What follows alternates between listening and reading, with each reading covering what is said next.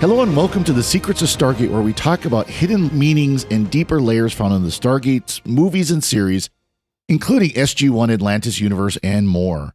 I'm Father Cory Sticha. With me today are Lisa Jones and Victor Lambs. Howdy, Lisa. Hey, Father Cory. And howdy, Victor. Hey, Father Cory. Before we begin, I'd like to invite you to join our Discord server. We're having a lot of fun. We can discuss this show and many of our other StarQuest shows. You can find that at sqpn.com/discord. Today we are discussing Chain Reaction, the 15th episode from the 4th season of Stargate SG-1. Following yet another mission where SG-1 returns under fire, General Hammond abruptly resigns as commander of the SGC. His replacement, Major General Henry Bauer, immediately makes changes to SG-1, including tasking Major Carter to research and build a Naquadah-fused bomb, and putting Colonel O'Neill on vacation for insubordination. Now, Colonel O'Neill, instead of going fishing, finds out that General Hammond was encouraged by NID to retire, which leads Jack to spring Maybourne from jail. Maybourne is able to use the very 1990s internet to find information against Senator Kinsey and NID. While this is going on, Sam's bomb is deployed on a planet with trace amounts of Naquadah. Against her and Daniel Jackson's protests, the bomb is set up, which creates a chain reaction, title, destroying the planet and keeping the Stargate open for a little longer than the 38-minute window. Between Maybourne and Jack's leverage and Bauer's mess-up, General Hammond is reinstated and Maybourne escapes to, as the country song goes, some beach somewhere. So what do you think of this one, Victor? I like it. I mean, it's a Maybourne episode. I think it's no secret that Maybourne is one of my favorite characters in the show, especially when he's paired up with Jack and they get to do their thing and have a buddy episode. I think the chain reaction could just as easily apply to the sequence of events that Jack sets in motion when he visits Maybourne in prison, try to get information to reinstate General Hammond. Of course, Maybourne says, "You have to break me out." Quid pro quo, Jack. Quid pro quo, as the saying goes. And then it escalates from there. You know, Maybourne tries his hacking. He's obviously watched Kid's Guide to the Internet. And from there, we get to revisit an old frenemy, Senator Kinsey. So, yeah, I like this episode a lot for an Earthbound episode. I know they had to have the stuff going on at the SGC to give nominally Sam, Daniel, and Teal'c something to do. They don't really do that much. The crisis at the SGC is kind of resolved without any of their help. It's just a big "I told you so" moment. But the Jack and Maybourne is the real crux of this episode, and it's very good. Well, I'll disagree with you on the SGC part, but we'll talk about that as we're going along. And how about you, Lisa? I was going to call it a Hammond episode because as much as I love Maybourne, and I do, we finally get an episode that really kind of touches more on Hammond and gives him a backstory, tells us who he is as a person, obviously family man, does what's right by his family and steps down to protect them. And so I liked that for Donis Davis, for him to kind of shine. And I agree with Victor in that I love Maybourne and Jack together. I mean, they just have such a great chemistry, we'll call it. And Kinsey being the villain you love to hate, so him popping up is kind of nice. But I'm with you, Father Cory, I think, in that what's going on at the SGC was kind of interesting, and I thought I liked the way they did it in order to give them something to do, because otherwise you should just ship them off world. So, got a little snarky Daniel. You've got Carter arguing with a general, and then Teal'c being Teal'c. So, yeah. I'll disagree with that. I think the SGC plot was poorly conceived and poorly executed. Yeah, we'll get there. No, I'm more along the line, Lisa. I mean, I agree with both of you. This is a good episode. This is one of the more enjoyable ones, especially for a plot development episode. I mean, because this is this is kind of a trying to develop more of the plot of the politics of what's going here on Earth, which they don't do a lot of, but they're starting to do here. And of course in later seasons we see a lot more of that. So for a plot development episode, yeah, and this is, as you both said, this is the first Jack and Maybourne bromance episode, like real, just those two. And there's so many more after this. And Maybourne is starting to come in his own as a character too. He's starting to pull out the snark. He's starting to pull out the who he is, and get to see all the secret spy stuff that he's been doing. So yeah, it's and since we've talked about, I'm just going to bring up the SGC plot. For me, that kind of shows what Kinsey and his buddies were trying to do. And that's why it's important, not so much because it is this really interesting, it's 10 minutes of a 45-minute episode.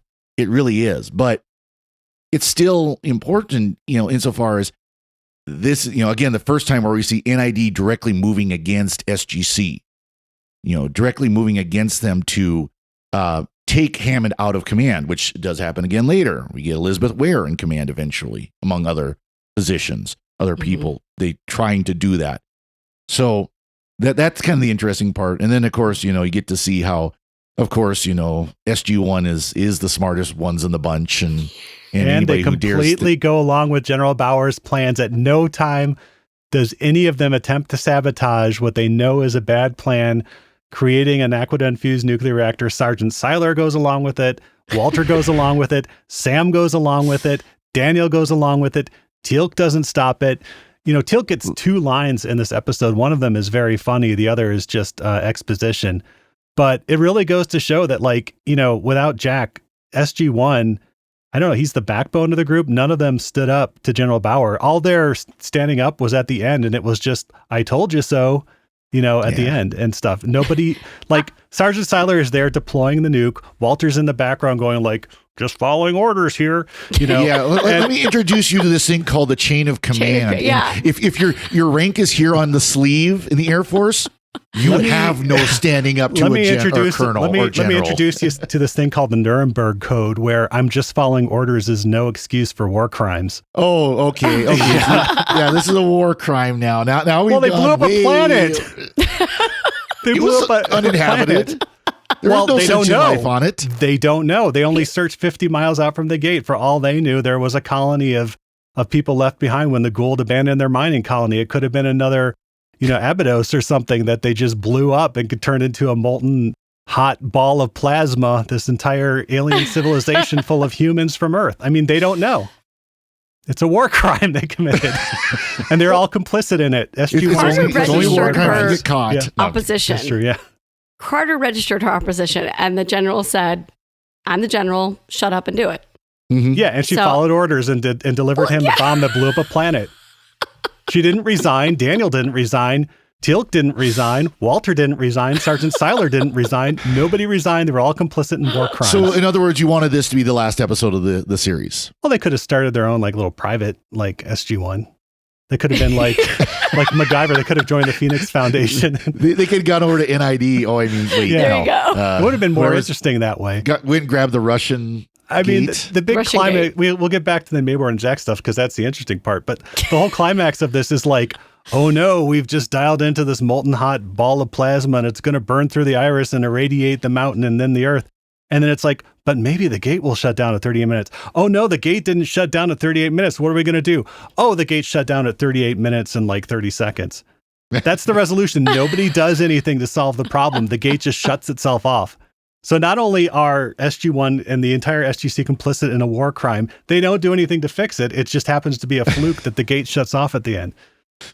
Anyways, that's my thought on the SGC portion of this. So anyways, now that people stop listening because of... No, it's true. Everything I've said is true. From a certain point of view. Yeah. Contrary to his opinion. No, I agree with you, the whole Nuremberg thing. And by the way, when I was Air Force, someone actually tried to throw that at me when I caught an officer putting a virus on his computer. But, well, Nuremberg says that you're not supposed to just follow orders. It's dude, you just got caught putting unlicensed software on a computer and gave it a virus.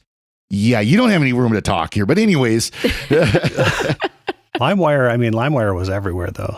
Oh no, this wasn't LimeWire. Actually, Okay. it was, of all things, it was Microsoft Project. You remember that?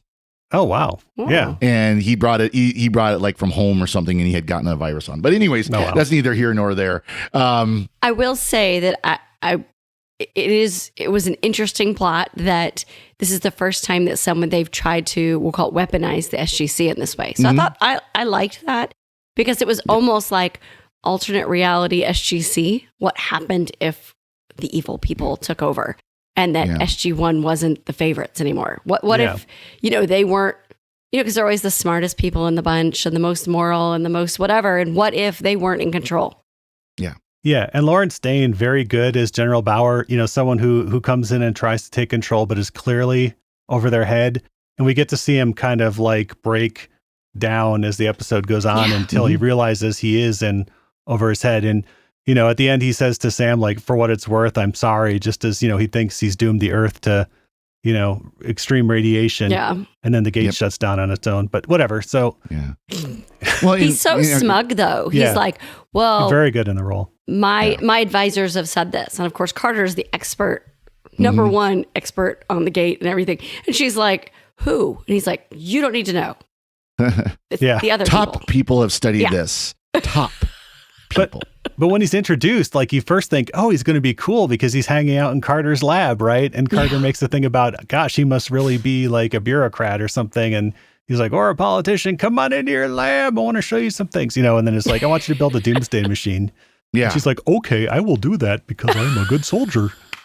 Well, yeah. That's not what she said. And by the way, Lawrence Dane, according to the wiki, was originally a possibility for General Hammond. He was originally auditioned for General Hammond. Yeah. And sadly, he died March 21st of this year. So keep him in, in his family in your prayers. Yeah. Very good actor. Very, very good actor. No, it's hard to imagine someone else other than Donis Davis, though, being Hammond, right? I know, right? It's just that he built that character. Yeah. But you think of Hammond in Children of the Gods. He's not the teddy bear general we have grown to love. He was a lot like this character originally. Right. Yeah. He was kind of a hard ass for a while. Yeah. I wonder if Donis Davis, like some of his real personality, it's kind of like the way the characters evolve over the years. Yeah. If it was almost like, because he just seems like that kind of a person, that warm, fuzzy, caring, in my mind, warm, fuzzy, caring person. And it kind of came out in General Hammond. You see that in other roles that he was in as well. He always kind of had that he was never like the, dictator type personality or anything like that. He was always a, humorous and, kind of fun person. Yeah. And there's a line he sneaks in here where, he's granted at this point, he's still trying to lead Jack away from the truth. But he says at one point, this was just supposed to, the Stargate was deactivated when I took this post. And this was, had been deactivated for a year. He's like, this was just supposed to be another easy assignment on the way to retirement. And you don't know if that's true, but you can kind of see that, maybe it started out that way. But then once he got Jack back in and the SGC started going on missions, it changed. But that really is good insight into Hammond's character that, maybe he was like just, one or two assignments away from retiring. And this was, just babysit this thing in a base until, for the next few years. And then you get to retire. Yeah. And Jack points out, so is he. Yeah. Yeah. And he says that he'd never seen someone who loves their job as much as Hammond. Yeah. So I liked that line. I liked the character development of Hammond for this. It was good. Yep. Yeah. No. And of course, we do see NID being NID and doing all kinds of, things like, but could you imagine that where they show up in a, black SUV and the daughters, his granddaughters are taken in and they go for a little cruise. Maybe they go get some ice cream and then drop them off at home and kind of say, oh, make sure your grandfather know that we gave you a ride home. Yeah. Yeah. No. That's, that would be really, really creepy. Yeah. That definitely sends a warning signal, doesn't it? Yeah. step down or else. Okay, I'm done. I don't blame It would have been cooler if we'd gotten like General Hammond, like Liam Neeson and Taken, being like, I have a certain set of skills. I will find you. And then Hammond, like action Hammond, and then he's just like knocking down doors and like roughing people up. That would have been cool. But that would it's have been not a completely different episode. we get Jack kind of doing it. And what I like about this, and we saw a little bit of this, and the last time we saw Maybourne was Watergate, but Maybourne is really starting to respect Jack. Like when Jack pulls a gun on Kinsey, and we'll talk about how Kinsey comes into this a little bit more. Like, Maybourne goes like, what are you doing, Jack? And it's like partly like, are you crazy? And it's partly like, it's admiration too. and then at the end, Jack's like, you could have escaped from me at any time. And Maybourne's like, you put yourself out there with the president. And plus, you're too good. You would have stopped me, and you can kind of sense for the first time that he actually believes that a little bit too, Yeah. I think partially he wanted to see how far Jack would go. Yeah. Yeah. Well, and that's the chain reaction is basically like it's one thing leads to another until Jack is pulling a firearm, a not waving, pointing a gun at a sitting senator. And I was wondering too, I was like, gosh, who, bow tie and like kind of like slimy and like a little daft, like who is Senator Kinsey based on, like which 1990s senator is he modeled after? And then I realized he was modeled after all of them. Like pretty much every they still are to a large degree indistinguishable. Every senator is Senator Kinsey, I think. His poor wife. Well, like at first I'm watching this and like, I'm Starsky, I'm Hutch. La, la, la, la. Oh, how is Starsky and Hutch doing? Oh, that's an old TV show. And she goes, really? It is? And you're like, gosh, his wife like seems really ditzy. And then you realize that she's the one who called the NID strike force because like as Kinsey's going upstairs, she's like, something's not right. She gives a look. She gives a look as they go upstairs and she's like, And then Jack even says, oh, who called the goon squad? Was that your wife? And you realize, oh yeah, she was just playing dumb. Yep. I totally missed it. Because I was like, exactly. Man, it was a good character. Clueless for a senator's wife. It was pretty good character work there where you show, don't tell. Yeah. Well, and it shows too that Kinsey isn't just putting his, senator front, his politician front on for his family as well. They're involved with it as well. So they know everything that's going on, or likely know much of what's going on anyways. What? Corrupt politicians have corrupt families? What? Yeah. Stop it. Yeah, right. It's been known to happen. The great Ronnie Cox playing him. Right. I mean, such a great actor. Yeah. And the way we get him again next them. week. Oh, really? Cool. Yeah. Yeah. 2010. Oh, yeah. He's in that? I haven't seen that one in so long. Yeah. No, but I do like the way he's like stonewalling them. He's like, what's this all about? Like entertaining them, but it's still just like kind of dragging them along and stuff. I thought that was really good. He did a really good job with that. Yeah. So we got to get to it. We got to get to Maybourne and his elite computer hacking skills.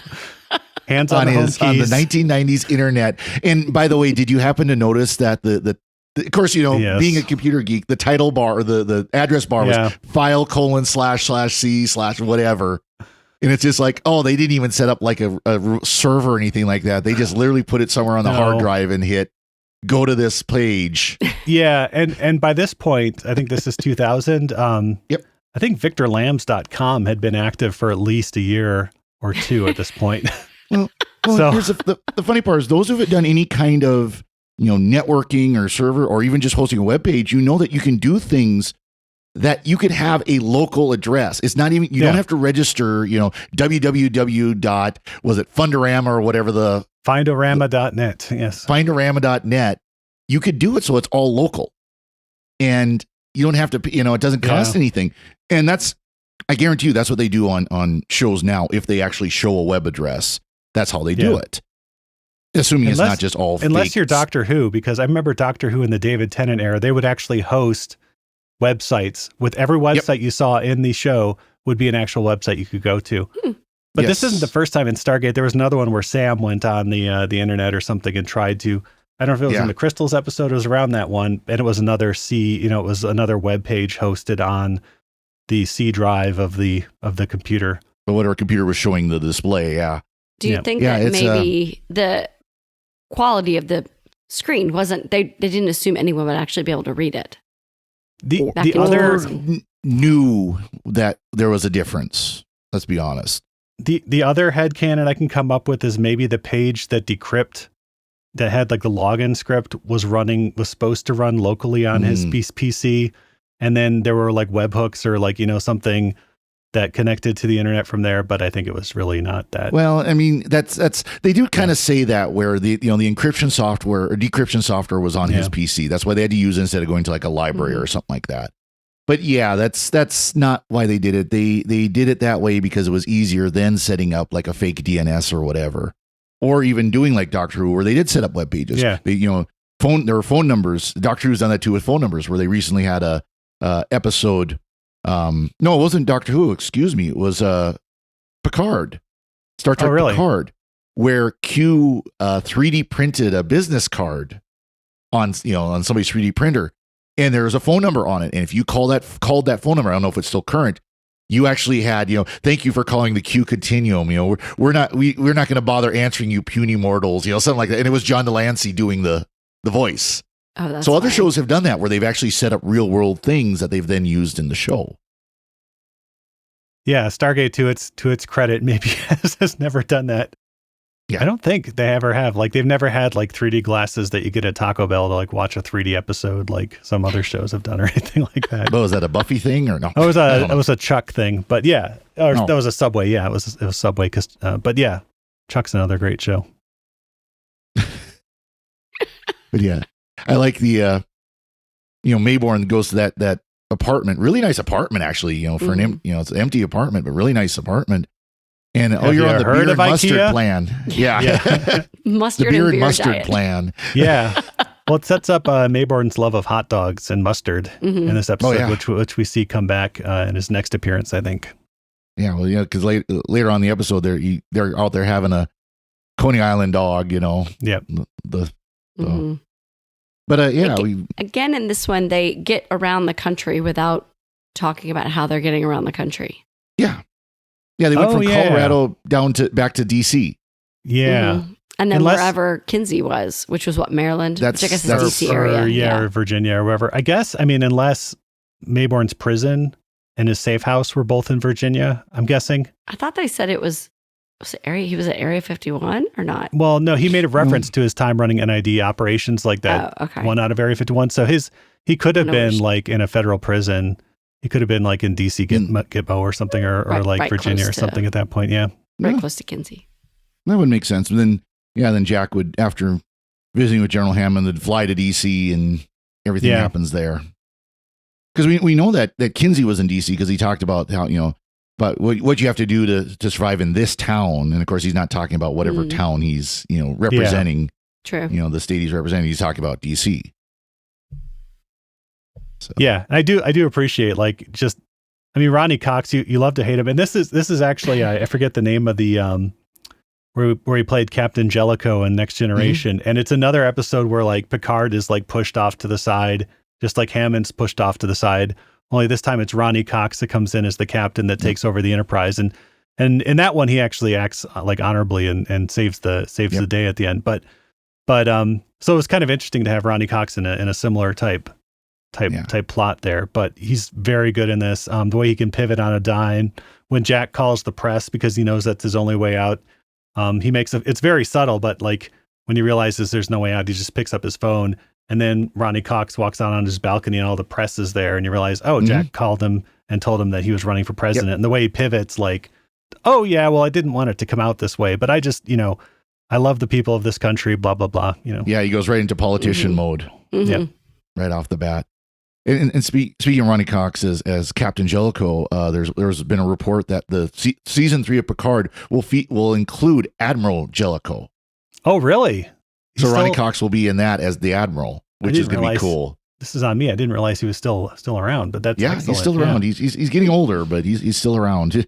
I think he's younger than Patrick Stewart, but that's not saying much. Oh. Apparently, he's on Star Trek Prodigy as well. Oh, or is it Prodigy that he's on? Okay, yeah, that would actually make more sense because then it's animated. Yeah. Okay, then it's not Picard. It's Prodigy. Because then, Edward then Jellicoe. I don't know if it's the same Jellicoe or not. Yep. But, Yep. So that'll be cool. I'm looking forward to that because again, he's such a good actor, and he's got the voice for it and everything. So yeah. So Maybourne and Jack are able to get the information they need to basically keep themselves from getting killed by NID is really what ends up being. Yeah. But get General Hammond reinstated and get out of there. I do love that though, where he called the press and they just kind of walked out as the press is there, and all the NID guys are just like, yeah, we're just security. That's all we're doing. We're not here to kill anybody. Honest. It didn't stop them from like following him down the road and killing them like a mile down the road, but no. But yeah, they have the 3.5-inch floppy disk. Yeah. You think about it, they're on video, they're on TV cameras, walking out of the house. And in today's day and age. Yeah, if they show up dead, yeah. Well, that'd be all over the place saying, who are these random people who walked out the front door right as the press conference was starting? With the with the Kinsey. Senator Kinsey had these guests and they walked out and left as he came out. Right. Who was that? Point, yeah. But and then I love Maybourne. He makes a copy, and of course this is all done in like a 1-paragraph dialogue. Yeah. Oh yeah, I emailed a copy of the files to me, and I used it to get into a minimum security prison, which I then just escaped from, and now I'm on some tropical paradise.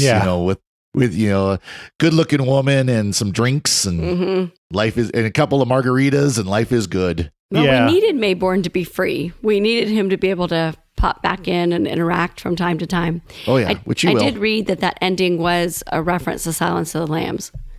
There were 2 Silence of the Lambs references. Yep. And one was calling from the island. Yeah. Yeah. And plus you need like Maybourne dancing into the sunset is just such a good image anyways. Yeah. Well, I was thinking he was tried and convicted of treason pretty darn quickly. Yeah. Because Watergate wasn't that long ago. Well, tried. Yeah. That was pretty quick. Yeah. I mean, they mentioned he's facing death sentence, and then maybe we could give you life. Well, I'm just thinking that's only been a few months. That's really fast. Yeah, they want to disappear somebody. They can disappear somebody. Yeah, I mean, he mentioned that he's lucky Jack was able to find him at all. Right. Okay, I did read something interesting as that the dog Oscar was actually Richard Dean Anderson's dog. Oh, that's funny. Like his own dog. Yeah. Which I guess if you're like the producer of a show, you could be like, oh, we need a dog. Let's just get my dog, Yeah. And then like, I'll just get to play with my dog on camera. Yeah, exactly. And that's what he did. Yep. It was a beautiful dog. Yeah. Oh, yeah. So now do you want to hear the Teal'c's song of lament?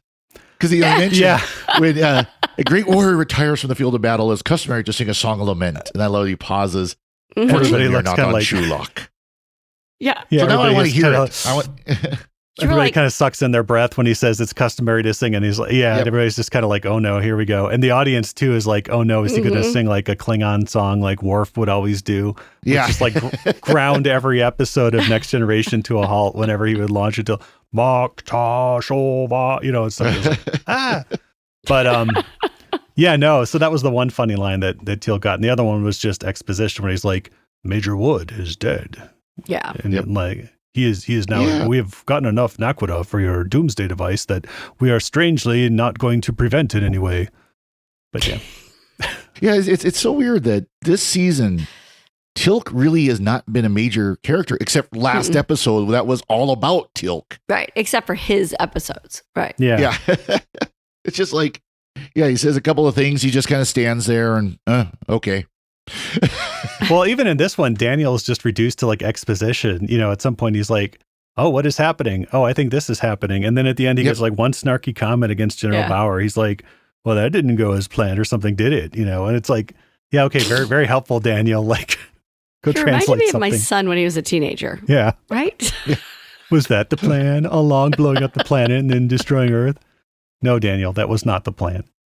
Yeah. It's like... But I did like that he reassigned him. He's like, a world-class archaeologist has no business being on the, the first team or off, whatever. The front line, Front line, that was it. And I'm like, Yeah, that actually makes sense, right? That he should be available on call, doing research, consulting with all the teams, and then Carter, the same thing. If she's the expert in all these things, there's lots of stuff she could be doing back at the base. So I did think it was interesting that they went that direction with it, because that would, if somebody else came in, that's probably what they would do. Well, it's, especially for the team that's going to most likely go into firefights, again, as we see at the beginning of this episode. It's like, no, you want to keep them safe. And then once they know the planet's safe, then Daniel can go in and start digging and trying to read things. And Sam can go check out the technology they find and things like that. I kind of think about it. It's like, the Star Trek falls into this trap. It's always, the captain has to go on the away team. The first officer has to go on the away team. No, you send the lower deckers. They're expendable. You send the ones that can get killed, and you don't have to worry about change of command ceremonies, stuff like that. Think about how many SG teams have not come back. Yep. So, and it was a nice scene when they were waiting for the general to come in, and, Jack's the one telling everybody, attention, and senior officer. Yeah. And it just kind of reminds you that he is the senior officer besides the general at the base. And then you think, and he's the one constantly under fire and front lines and all of that. So he'd be the squadron commander or the vice commander or something like that. Instead of the guy out there fighting. If this was real Air Force, but. Right. And none of that happens because of the show. I mean, obviously, but I thought it was a little kind of a nice reminder of their roles and who they are, and what could happen if they weren't protected by Hammond. Yeah. Jack was very insubordinate to General Bauer, though. I do recognize that. I do know enough about chain of command and military to know. You can't talk like that. Yeah. That being said, sometimes it needs to be done, even if it's going to get you in trouble, like he said. Yeah. But he was, and as Bauer says, Hammond gave you a lot of leeway. I'm not. And of course that for most officers or most in the military, it'd be like, yes, sir. Understood, sir. Yeah. Yeah. And that's kind of like mirrored at the end when General Hammond, stone-faced General Hammond finally again breaks, hit the wall and is laughing and says, "So what do I owe you for all this, Jack?" And Jack says, "Oh, just your continued, leeway, patience, and understanding, sir. And so just be yourself, basically." And so, he does recognize that, he works very well with General Hammond because General Hammond affords him certain, patience and understanding. Well, and I did like the line at the end too about, and someday you may have to buy back my soul. Right. Oh, Jack loved it. He loved pulling that gun on Senator Kinsey. Like I never got, and this may be just as Richard Dean Anderson's range as an actor. I don't think there's been an episode of SG-1 where I've watched Colonel O'Neill and said, oh, Colonel O'Neill is really having some doubts or, inner conflicts about what he's doing. He's very conflicted and he's not sure if he's on the right. That's just not his character at all. Don't want, I got one time. He was conflicted about Lara in 100 Days. Just saying. Yep. Oh, yeah. Yeah. Not conflicted enough to stick around on her planet for more than a few seconds the next time he went there. But exactly. But he figured it out. Yeah. And not conflicted enough to make sure that he didn't leave a child behind. Yeah. But he did hesitate for a little bit. Yeah. I did. I thought it was nice that Maybourne kind of reminded us that Jack was Black Ops. And so for him acting all squeamish, oh, I can't believe NID does these things, or people are, I might have to. Yeah. That was a nice little reminder, wait.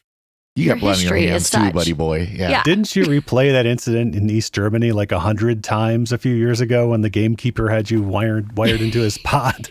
Yeah. And you saw your squadron all die, except for Kowalski, and then you watched him die again and again. Yeah. And again, yeah. So, speaking of German, do we have some titles? Oh, yes, we do indeed. One moment. So, all the foreign titles, not very exciting. They were all, chain reaction, believe it or not. So I guess that is a common phrase in any language. So chain reaction is the international language there. It's also a great jazz fusion song by the Crusaders. If you have a chance to listen to that. German Kettenreaktion, chain reaction. Not a lot of we have a Russian one for the first time. Sebnaja reakcja, which is Russian chain reaction. Italian reazione a catena. Spanish again reacion and cadena, and then Hungarian lancreactio. If I know my Hungarian correctly. So it's all chain reaction, but any way you slice it, it spells great Jack and Maybourne action. Yeah. Yep. And war crimes on the part of the SGC. Very good. So anything else from either of you, or? No. Like I said, it's really a treat to see Maybourne in action. The computer scenes again were a little dated, but at least the dialogue surrounding them wasn't completely embarrassing. It was just a very fun episode. We'll see Jack and Maybourne in action again, and it's always a delight. Mm-hmm.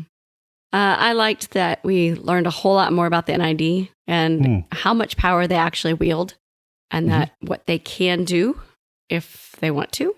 And it was nice Earthbound episode with lots of fun from Jack and Maybourne. So I like that. Oh, very good. Very good. We'd like to take a moment now to thank our patrons who make it possible for us to create the Secrets of Stargate, including Ross H., Claire P., Andrew V., Paul D., and Mario L. Their generous donations at sqpn.com/give make it possible for us to continue the Secrets of Stargate in all our shows here at StarQuest. You can join them by visiting sqpn.com/give.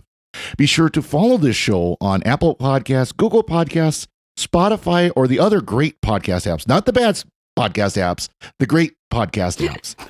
We're also on YouTube at youtube.com/StarQuest Media, where you can watch our recording, or the video of our recordings. Also, share the shows. We want to grow our audience, and it's through your help by sharing these shows that we are able to do that. To find the previous episodes of Secrets of Stargate and send feedback, please visit sqpn.com/Stargate.